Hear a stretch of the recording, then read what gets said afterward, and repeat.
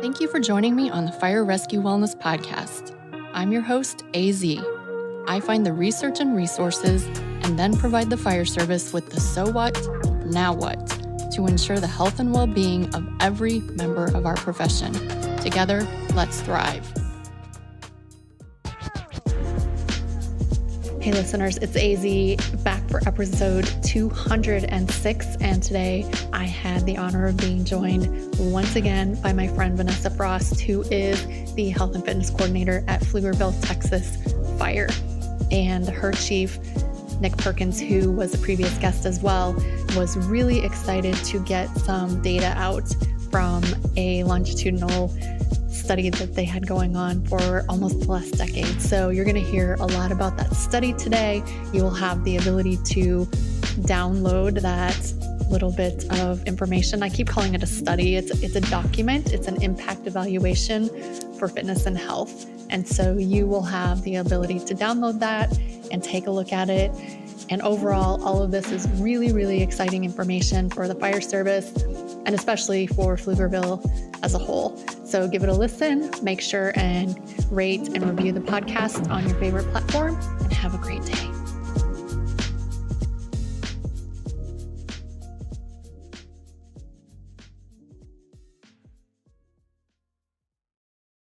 Hello, listeners. Welcome back to another episode. I know you're never going to guess who I'm talking to today. Vanessa, say hello to the listeners. Hello, listeners. So I didn't even ask you, Vanessa, you're at work, aren't you? I am. Yeah, this podcast is actually at the kind of at the request of my fire chief in terms of share this with the world. And so I said, what better place to do it than Fire Rescue Wellness? I love that. Mm-hmm. And so we're probably going to hear a little banging in the background, maybe some tones going off. It's all fine. Everyone relax. So Vanessa, we've talked about so many things on the podcast, but Chief Perkins really wanted to, like you said, share this with the world today.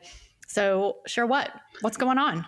So we have just finished up, I think the official name is a impact evaluation, and really impact evaluation, what it is on our end in terms of we looked at all of the years of data that we have, a combination of both fitness data as well as health data from our medical providers, and then also looked at ROI in terms of cost of the program, the maintenance of the program. And I learned a lot on the back end of that because that's not really like where my head's at. So that was cool to work with some people. But we worked with Dr. Hollerback to help and her team to essentially create this giant document that also talks about like, hey, everything that we've been doing, does it matter? Is it making a difference? And if so, in what way?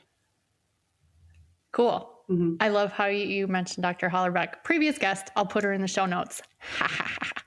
So you sent it to me this morning, and it is a substantial document that is just warming up my little nerd heart. But I also didn't get to read very much of it prior to hopping on. No worries. So let's start hitting the wave tops. First of all, what types, just remind the listeners in case they haven't heard previous episodes, I guess I should probably actually introduce you. Let's just put a pin in it for 1 second. This is Vanessa Frost-Piedrahita. She is it's health and wellness coordinator. That's your title, right? Health and fitness. Health and fitness coordinator for Pflugerville, Texas Fire. Vanessa also is going to be one of our speakers at the upcoming Women's Tactical Human Performance Summit. Very exciting. What else? What else do we need to tell them about you before we jump into the data? I mean, that's probably it. If they've heard this one, they've probably heard all the others. And if not, go back and listen, and then you can learn about all the things and my dogs and all of this stuff. I think my favorite episode, it's hard to decide, the one where we stood around my kitchen island or the one where Megan was here. Yeah, I mean, chaos. Those are probably I enjoyed both of those. Okay. All right. Back on task. Now you know who's speaking. So let's start digging into some of the resources that y'all offer at Pflugerville. Yeah. So myself, as like people are like, what exactly is a health and fitness coordinator? I like to equate it to essentially a strength and conditioning coach meets corporate wellness. And so, like, my heart and my soul is in the gym in terms of strength and conditioning. But how do we then take that and apply it to a larger group, larger entity? Because you're not just working with, it's not like an academy where you're just working with a group of them, but like, how do we now take all of that information and kind of run a program on a departmental level? And so, myself, and then, you know, as the program has evolved, that has involved bringing in other coaches as contractors, as well as developing a health and fitness work group, which is something that we've talked about before on the podcast.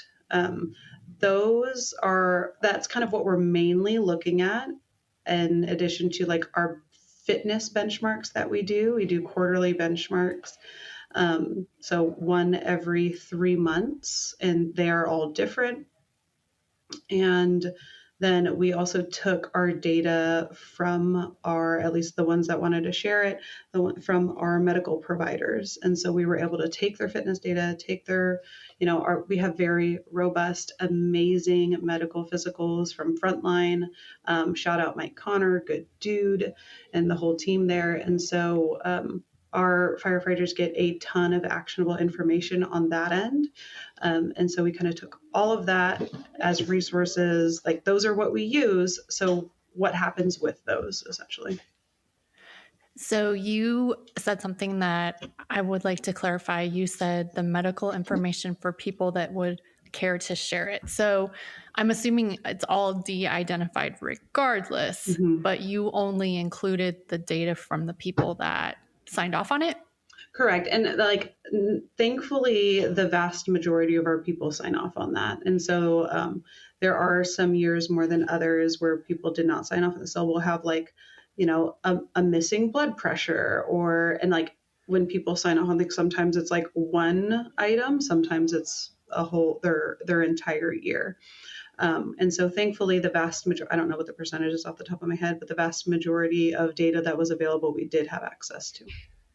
Outstanding. So I think it would be, I'm going to link the episode where we talked about your fitness, your quarterly, benchmarks, maybe. Yeah, your benchmarks. That was the first one we ever did. I will link that, but just in case someone is like, no, I don't want to go back and listen right now. Tell me more. What are those fitness tests that you administer? Yeah, and so when we, I'll tell you what they were, and then I'll tell you what they are now, because cool. They've changed just kind of in this last year, and so it doesn't affect kind of our ROI project or this impact project because they were all the same during those years, and then it changed a little bit after that. And so we called it the annual physical assessment. We'll say it looked awfully similar to CPAT, but of course it wasn't CPAT. It wasn't named CPAT. We also did what we call our consumption drill. And so that is more of the job, task, operational readiness kind of job where everybody's in full PPE and doing things like throwing ladders, dragging a dummy, climbing a ladder, carrying equipment, things like that. And then we also do the NWCG pack walk. And then over the summertime, we do what we call the firefighter fitness assessment, which is the most standard, like strength conditioning type fitness evaluation that's pulled out of NFPA 1583. And we put our spin on it in terms of, this is when we do a vertical jump, we get waist circumference. We have people do either a run, row, or a bike of their choosing. We do push-ups, inverted rows, stuff like that. And the run, row, and bike, you are equating that to an estimated VO2 max. So if I decided one year I want to row and the next year I want to bike, we can still look at those numbers, correct? Yeah, we can still look at those numbers. Now, there is some variance in that simply because of the equations that are or aren't available. Like we even worked with another previous guest, Dr. Moda, and his team over at Texas Tech to essentially create a 5K bike equation on a concept too, because that didn't exist and we use that test a decent amount. And so we have those estimates for each of them. Obviously, they're going to vary a little bit just based on the nature of estimations in general and the different modalities, but yes. Sweet. I think it makes sense to tell us So that's what all this data is based on. But I think it also makes sense to tell us what you've transitioned to before I forget to ask you. So the only thing that has changed is that we've dropped the APA. And so we used to do those 4 in addition to our physicals. And so some people, one, would look at it as 5. And then also just in terms of like annual planning, it made things a little bit difficult. And so after 10 years of data, I've been like, hey, look, we have been consistent over the X amount of years. Things aren't changing. It's not to say we no longer need this, but just from an operational standpoint, it doesn't make sense to keep it around. And so we dropped doing the APA. We shuffled our schedule a little bit. And so now our physicals are considered within that benchmark schedule. And so the VO2, the actual measured VO2 max test at physical time is kind of now one of the 4. Brilliant. Mm-hmm. I love data. I hate being inundated with too much data. Yes. It becomes a heavy lift, all of that scheduling to make that work. So tell me, and you can wrangle me because this is your story, but I think tell me the story that the data of the fitness test is telling, and then maybe we can move on to the health and then maybe onto the ROI. Does that make sense? Yeah, I feel like that makes sense. Okay, cool. I love making sense. I love making sense. And so the story of the fitness data is, one, you definitely see a good, I'll say increase in performance, because in some cases that means like a decrease in time. Like, for example, on like the completion of our consumption drill, their APA, like increased performance would equal a decrease in time. Or like, I guess in the pack walk as well. And then an increase in things like vertical jump was the major one that we looked at, because that one was the most consistent over the years. Just like this is something to talk about too, in terms of as departments are collecting different data, we've grown for 3 times from the amount of people that we had when I first started a decade ago.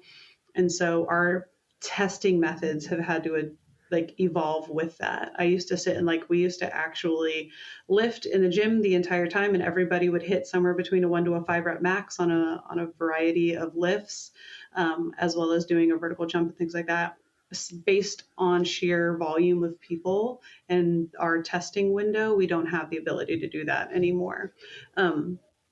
That, and I could tell you with my eyes closed exactly what everybody's squat, deadlift looked like, because I trained the 75 people who worked here on a weekly basis. And since we've grown, that has changed as well. So decrease in completion times over the course of time, and then increase in vertical jump, which is really cool. And something to mention as well is that we looked at 2 subsets, or I guess 2 groups. One was all of the data we had. And so that includes, as we have grown, new data is filtered in, right? And typically these are younger people. So people in their 20s, young 30s, as they're kind of starting their careers. And so that adds to it. But then we also separately looked at the people who have been here the entire time. And so just based on how it worked out, it actually ends up being 8 years of data. And so the people who have been here the entire 8 years that we were collecting data, let's look at them separately as well. So that way we're not just looking at, a population where our average age has actually gone down as we've, for these past 10 years, simply because we've gotten so much larger and we've hired so many people. And so tell me, what did you find in that longitudinal data? Oh my God. I love it. Here, I'm actually going to pull it up just so that way I don't get any of this wrong. While Vanessa pulls it up, I want to make everyone sort of put this on your radar, understand this. Typically, as people age, numbers get worse. Even if they're working hard, fighting against father time, those numbers tend to get worse. So that's my foreshadowing. What did you find, Vanessa? So some important foreshadowing, because when we pulled all of this, there were a couple questions that we were asking. We are asking, A, are we helping people who are unhealthy become healthy? And Two, or B, I don't remember if I used a number or a letter, for the people who are healthy, over the course of time, are we helping them stay healthy? Because like you said, AZ, like for most people, even when we are talking about like people who are training and doing quote unquote all the things right, we still see a decrease. It's not as much as the people who aren't doing the things, but we still see it, right? And so if I'm looking specifically at our people who have been here for all 8 years, we do see an increase in waist circumference. Okay, that was significant. Height, blah. We do see an increase in weight as well. So as people are getting older, they have a little bit more abdominal fat, as well as their weight is coming up. We don't see a change in lean body mass, which I think, like you said, is important if we're talking about, hey, over the course of 8 years, and these are, men, because we didn't have any women back starting at that point. And so this entire subset is men. They're not decreasing in lean body mass over the course of that time. They are not increasing in body fat percentage over the course of that time. BMI stays the same, visceral fat stays the same, their VO2 max stays the same, so they're not decreasing in their VO2 max. We actually had an improvement of blood pressure, and so blood pressure went down. Seriously? Mm-hmm. Yeah. Seriously, let's see what our averages were. So in 2017, we were talking averages like 132/80, and then down to like 125/80. So, teachable moment, everyone, listeners, because I know a fair amount of scientists listen, but I also, at least I hope, a fair amount of firefighters listen. When Vanessa said significant, we have to make sure and differentiate between, are we saying, I lost 25 pounds, that's a significant amount of weight, or are we saying it's statistically significant? So it could be a small amount, but it could be statistically significant. Correct. Yeah. So I mean, statistically significant. That was so hard to say. Yeah, I clearly can't speak. We'll call it the old SS. Mm-hmm. So of these measures, the waist increase, the weight, waist and weight mass, were also significant. Waist and weight were statistically significant. Correct. Okay. And then so, how about... You know what? Let's add some context to that, right? And like, what does that look like? And so that is a change for waist circumference, an average of 36 to an average of 38. Okay. And so about 2 inches. In terms of weight, an average of 199 to 208. Okay. Mm-hmm. And so everything else, like I said, lean body mass, non-significant increase. So in my opinion, I just say stayed the same. Mm-hmm. And so, VO2 max stayed the same. So blood pressure, which I think was really cool, was to be able to see that go down. Well, especially since episode, whatever, the fourth one we did, the third one, I can't remember, standing around my kitchen island, where you were talking about after COVID, how really changing the goal to health instead of pushing performance really started to move those metrics. Yeah. Love it. Yeah. Incredible. We looked at cholesterol, no change, triglycerides, no change, HDLs, no change. There's an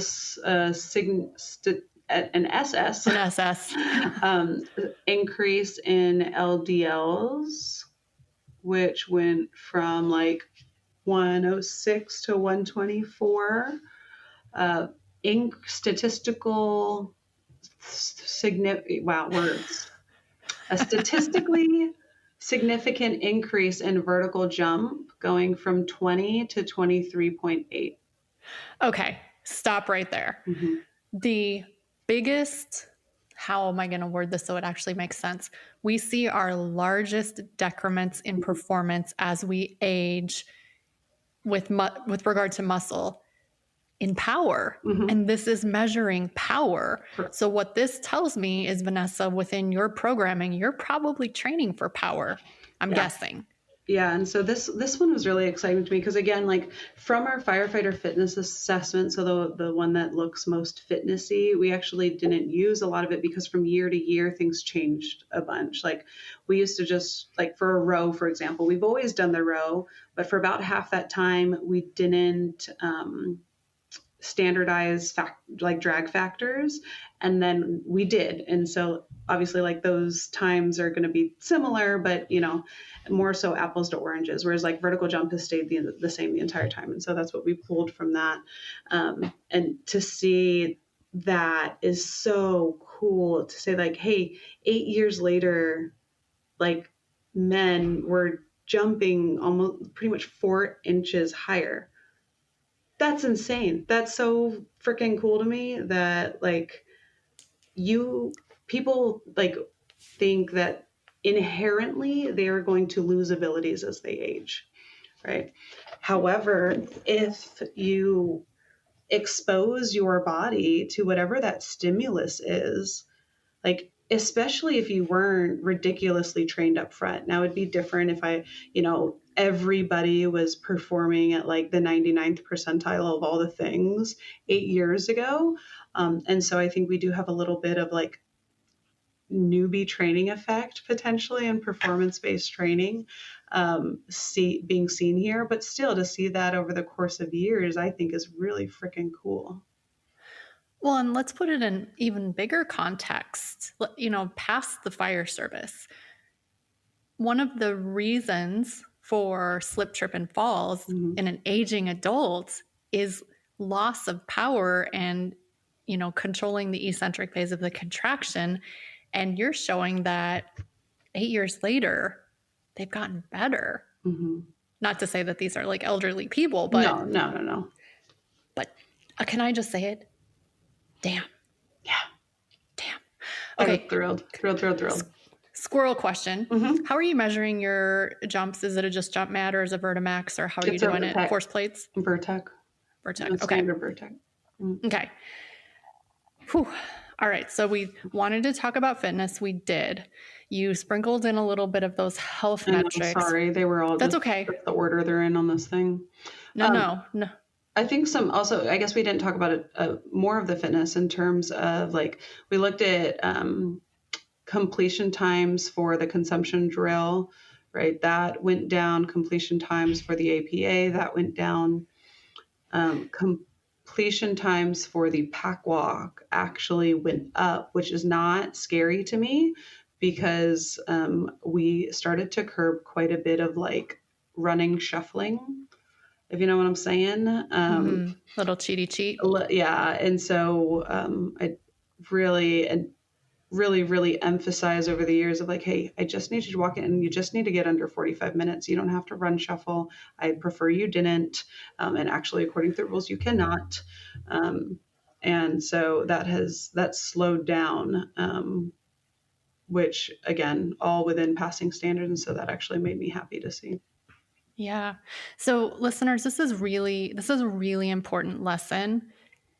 Vanessa's talked about the consumption drill times going down, and hopefully you put it in the back of your head. This is longitudinal data from the last 8 years.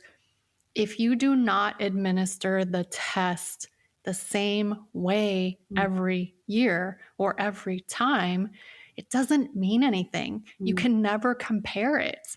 And so, I see this all the time in testing settings where they're like, we got to check the box. We got to get it done. We just got to do it. And I can't do anything with that data. I can't tell you anything about your people when you aren't consistent. Yeah. Word. Okay. Any other health metrics that you did not mention yet? I think we went through them all on our like our subset of people who've been here for 8 years. A lot of no change, which again, when we're talking about health metrics over the course of almost a decade, to me big win. Is a win. Yeah. So big win. Oh, you know what? Incredible. Something I didn't have here. Let me just see. We looked at the prevalence. It dipped down, and now this one is for everybody for the department, but it dipped down there in the middle, and then post COVID, we actually saw like an uptick, Hmm. which doesn't surprise me in terms of like people's time to exercise and things like that. And now we're starting to see kind of like a downward trend again, so that's exciting. And if you weren't tracking this data, you would never know. Yeah. And something that did highlight as well is the importance, not only the importance of tracking data, but kind of how you said in terms of tracking it in the same way. Like we had to throw out a bunch of our firefighter fitness assessment data because it wasn't exactly the same every single time.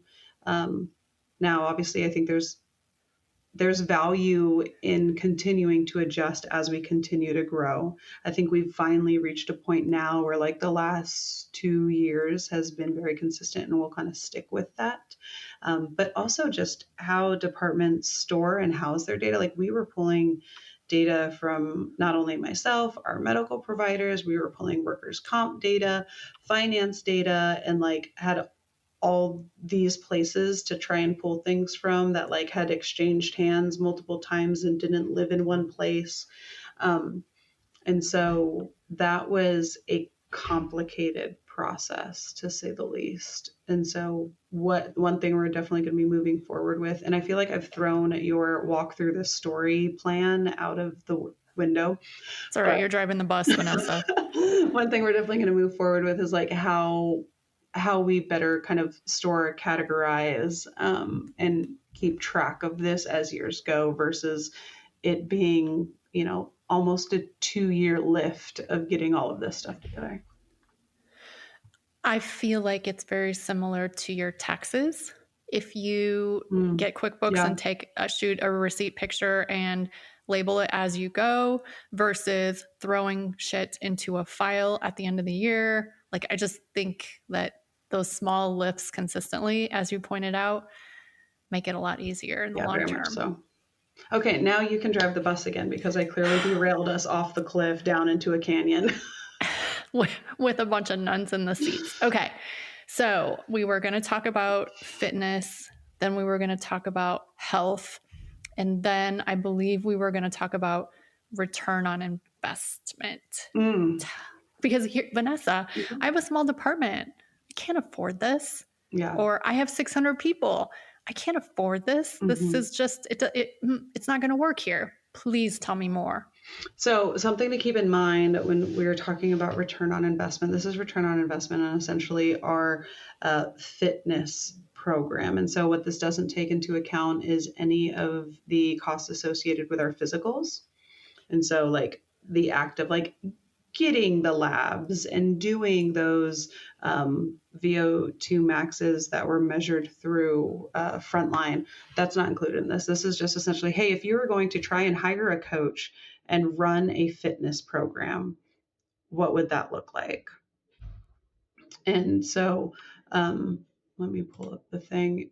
In terms of also something that I learned that I wasn't aware of was the like sunk cost, and that you don't include, hey, what did it cost to build your building, like your new station that has a gym in it? You don't take that into account because you were going to build that station regardless. And so it's more of how do we like the equipment that I buy as we replace and add to things like that is taken into account. So just something to be mindful of. I'm just going to go to our summary here.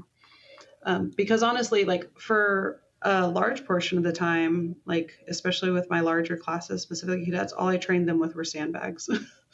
And so like all of that stuff comes out of my budget. So we took into account the cost of my position, the hours of overtime associated with people who came in to like help with benchmark testing and things like that. As well as then the budget lines of like equipment purchase, maintenance, replacement, so on and so forth.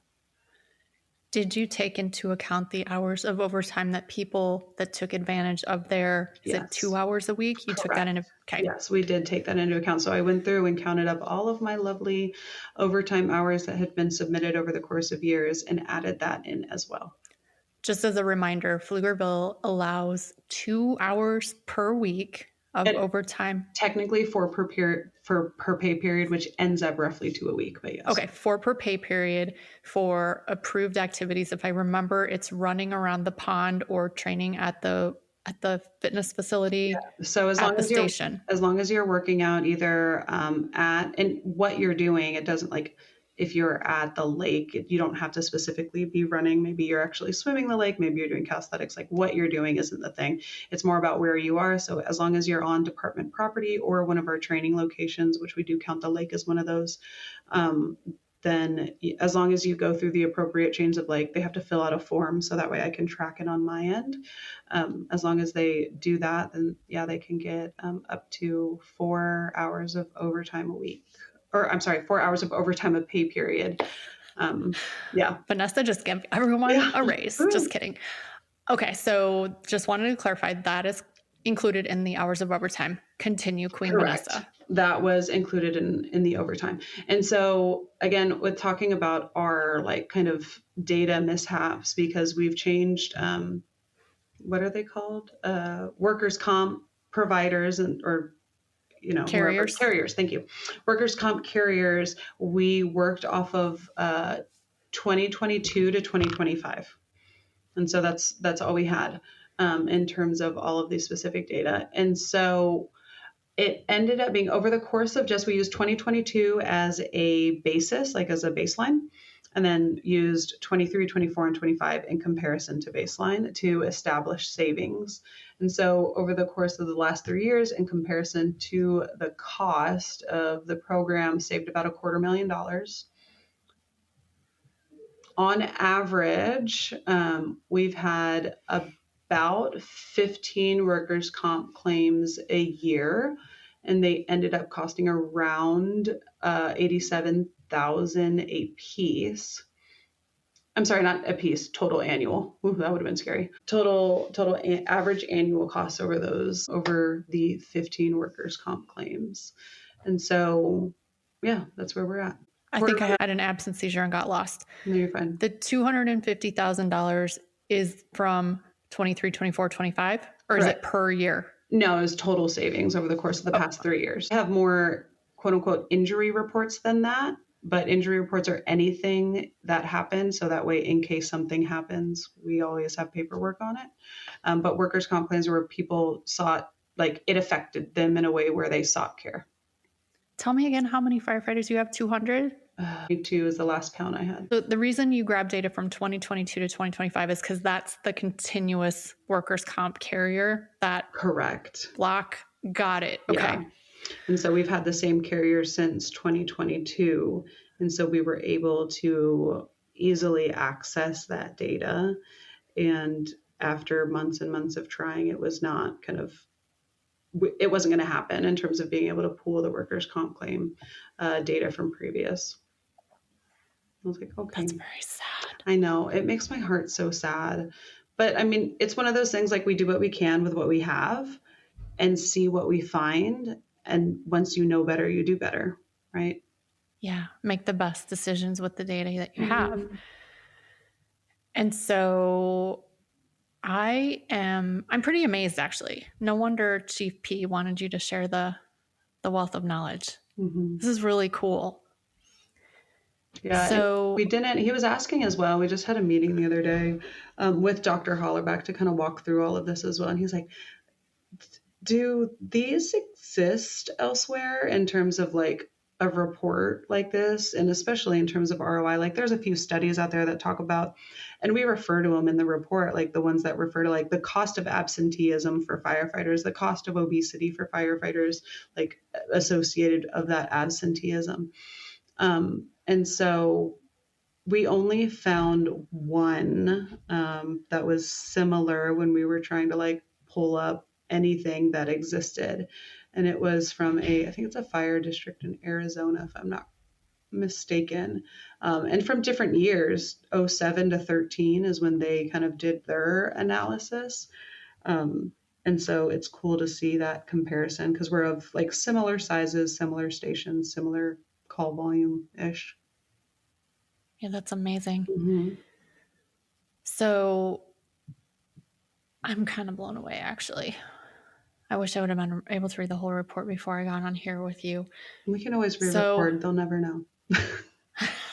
oh no, we got to get this out, girl. Tuesday, I got a deadline. Or maybe it's not this Tuesday, maybe it's next Tuesday. But so what I'm hearing, Vanessa, is that in a department that has grown a significant amount in the last approximately decade since you've been there, there has been a very positive impact on measures of fitness as well as measures of health. And this positive impact statistically is not just due to the new people coming on and bringing down the average or Yeah. bringing up the performance. Dang. Yeah, because I mean, we didn't even talk about if I just look at all years, you'll see a like the things that we would kind of expect to see based on younger people coming in, of like an improvement in VO2 max, right? A decrease in blood pressure, decreases in like triglycerides and things like that, like the almost healthy user, more like younger user effect of seeing things. And that's why I was like, an increase in vertical jump. I'm like, well, of course, like we have more, a larger percentage of younger people who have been training from the get-go of their fire careers because that was the, essentially the model that they entered, and that like we had training at the academy and we've continued to train, so on and so forth. And so I was like, oh, like this is cool to see, but that doesn't answer the question for me of like, are we helping people stay healthy? I mean, I guess you could say yes in terms of prevalence, like prevalence of obesity or, being overweight, the prevalence of having high blood pressure and things like that, as it doesn't like, it's not very high. So yes, but also I wanted to know specifically for when we've had people be here that long, are we helping them stay healthy? Because that matters to me. I love when we kicked it off, you said, are we taking the unhealthy people and making them healthy? And then the people that are already healthy, are we helping them stay healthy? And I think the answer is yes. That's what it looks like. So yes, That's I what would it say looks yes. Now like. that's not to say, and I think if somebody hears this, they're going to be like, well, my numbers have gotten worse, or, um, that doesn't matter. That does matter. But when we're talking about running a program on a departmental level, we do look at these big things. Like I can think of people off the top of my head who I know have been here the whole time I have, and I'm like, oh, we've been working on some of their, their specific health metrics and things like that. But when we're looking at the population as a whole, then I think that's really cool to see. And that kind of goes back to that statistics thing that we talked about a little bit ago. I had the same thing in a caption for an Instagram post. I was talking about a paper that Dr. Meredith McQuarrie wrote, and she was saying that statistically, female firefighters are taller and they have, larger lower bodies or whatever. And this young lady she was just mad as could be and She's like, posting. I'm She's like, 5'2" and 130 pounds or something yeah, like that. this can't be true because I'm 5'2" and all my friends are 5'2". Mm-hmm. Okay, but even if you have 2,000 friends, what about the other 50,000 or whatever? Yeah. Okay. Well, I want to give everyone kind of a take home message. And right now I'm talking to the fire service administrators. Mm. What would be the message if they have a pot of money, but that pot of money has to cover all of the things, but health and wellness is important to them? What kind of a message can you give to those people that might be on the fence about hiring a professional? If you invest in somebody to oversee a health and wellness program who has a background in actionable ways to change that. So, for example, like a strength and conditioning coach, an athletic trainer, a dietitian, like somebody who now has a set of skills to then make an effect on that, you will see a return on investment. Something we didn't do in terms of, you know, workers' comp claims or anything like that was being like, hey, what is the average cost of a single, uh, aggressive low back injury? Or what is the cost of a heart attack? One single heart attack, what is the total cost associated with that from a workers' comp perspective? Like, we haven't even touched on that, but I'm sure it is like if somebody's having open heart surgery, like $200,000 probably isn't even covering it. No, that's probably your back injury. And so, like, from a financial perspective, there is so much out there from not only like specific to fire departments, but like just entities in total of like healthier people draw from your pot of money less.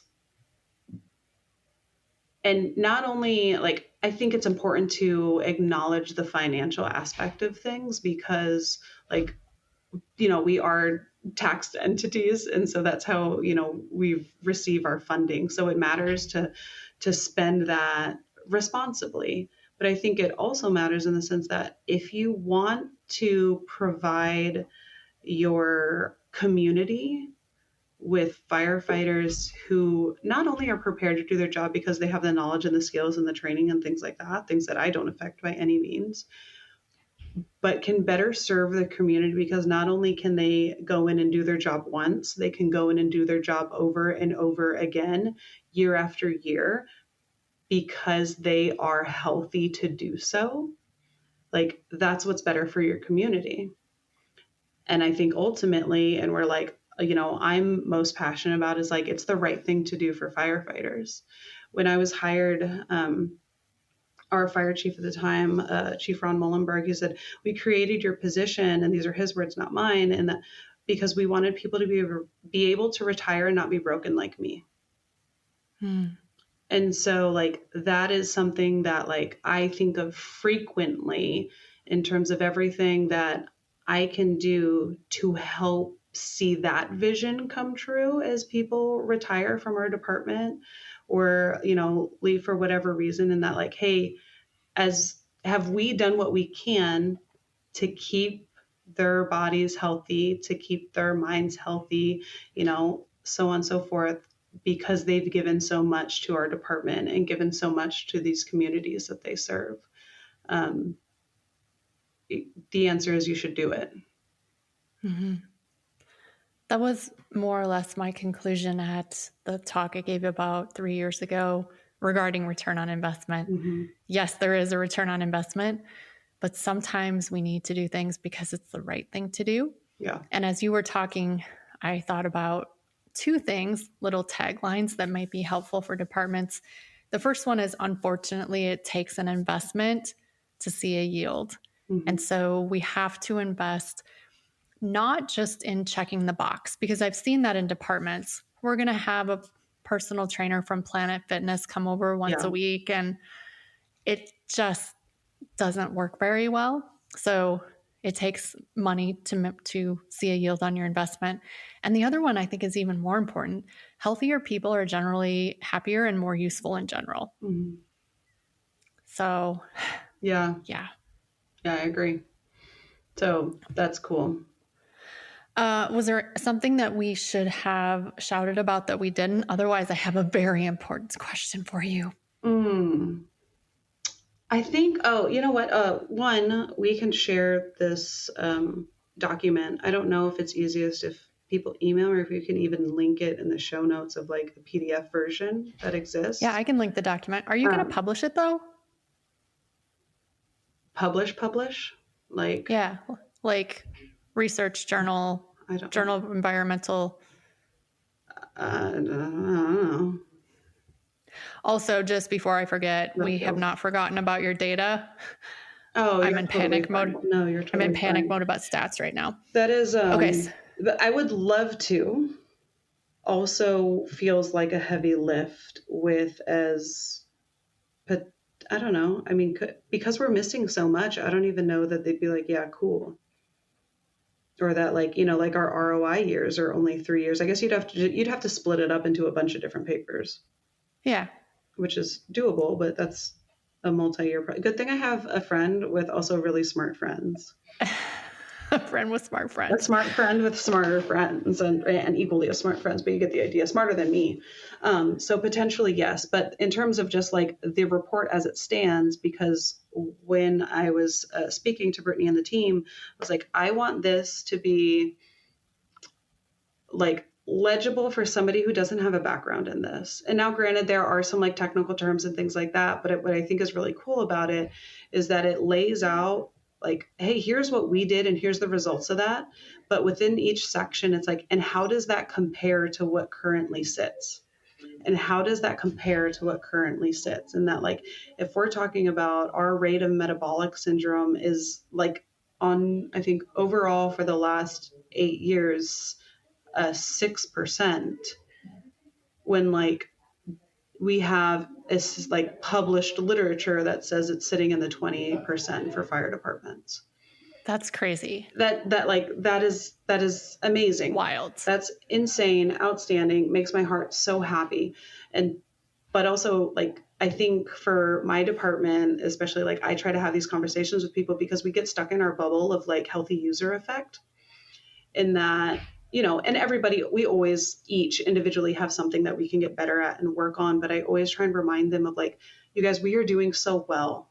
And like, know that like, yeah, you might be, struggling to get your training in or your workouts in or whatever it may be. But like, we are doing so well, comparatively speaking. And obviously we can always do better, but like celebrate that because that makes like, as a coach, that makes my heart so happy. Amen, sister. Yeah. I have a question and then the real question. Okay. Go for the first question. You just recently got to hire an assistant. How exciting. Oh, it's so amazing. So amazing. His name is Tristan. You should maybe one day you'll have him on. He is great. We hired slow in the sense that like it took, and right now his position is a contract position. One day I hope to, turn that into an FTE. That'd be great. But we hired slow in the sense that the process to get people's not only applications, like there's things they had to do. They had to submit a video, they had to submit like a written assignment and so on and so forth. And then we interviewed everybody. And then like our top candidates we brought in to run a workout, and we got, people from the union, we got different people from my work group, and then just other firefighters there to experience that. So that way they could also give their feedback in terms of like who seems like they'd be a good fit for our entity. And Tristan has been an amazing addition to the department. I'm super grateful, not only to have help in general, but specifically to have him because I think he adds so much. And I mean, he has an amazing resume all on his own. Incredible. Mm-hmm. Okay. I'm sure this is what everyone at home has been waiting for because it's what I've been waiting for. Ooh, what's that? Vanessa, you recently got a non-used dog. True or false? Yeah, true. If you have no idea what AZ is talking about, you'll have to listen to one of I don't even know what episode it was, but we are a dog family. And we had 4, like we call them used dogs because they were all rescues. And so unfortunately, one of them has passed away after a loving 14 years with him. But then we got a puppy. She is, oh my goodness, she is a psychopath. We got her, she's a German Shepherd healer mix. And so, but when we got her, she was so chill, which is not like, obviously it's abnormal for the breeds, but we also have another German Shepherd she's ridiculously chill. We call her our unofficial therapy dog because she just like, is just so calming. And we're like, okay, this is going to be amazing. We have another one. And she's so calm. Turns out she had worms. And so we got her dewormed, which is great. But apparently she was not calm. She was just fatigued. And so now that she is not fatigued, thankfully she's doing well, but she is crazy, which sometimes drives me crazy, but overall has been really good. Like the boys love her. They call her their dog, since she just like plays with them most of the time, and knock on wood, she doesn't chew up too much. Now, see, Vanessa, I don't call your dogs used dogs because they're rescues. I call them used dogs because you like I gave my mom a dog. And oh my God, I thought that's why you called them used dogs. No, I call because they're literally used. Yeah. You gave your mom a used dog. I did give my mom a used dog, because she needed a dog because she gave one to my aunt. More used dogs. Yeah. Yes. Yeah. That's funny. I thought you called them that because they were rescues. No, rescues are the best and only breed, in my opinion. Used is when... So this one also, I mean, not a rescue, but like not a breeder. We just had one of the families here at the department. They had like an accident litter. And so that's how we ended up with her. Mm-hmm. Yeah, so, okay. All right, listeners. This has been VFP and AZ. There's going to be a lot of stuff in the show notes. Lots. Hopefully we can link that document in a Google Drive. And I think with that, we can probably drop the mic, huh? Drop it. I am probably not going to see you in person until like April. Is that crazy or what? That breaks my heart a little bit. I know, we might have to make a plan. Yeah, we'll see. We'll figure it out. Something will pop off, though, I think. It will. It will. Okay. If not, April. We'll see y'all at FDIC. Yes. Rescue RD, Megan Lautz, VFP, and AZ are presenting a 4-hour workshop at FDIC. Come see us, say hello, get stickers, all of the things. All the things. Vanessa, I hope you have a really great day at work. Thank you. Bye, friend.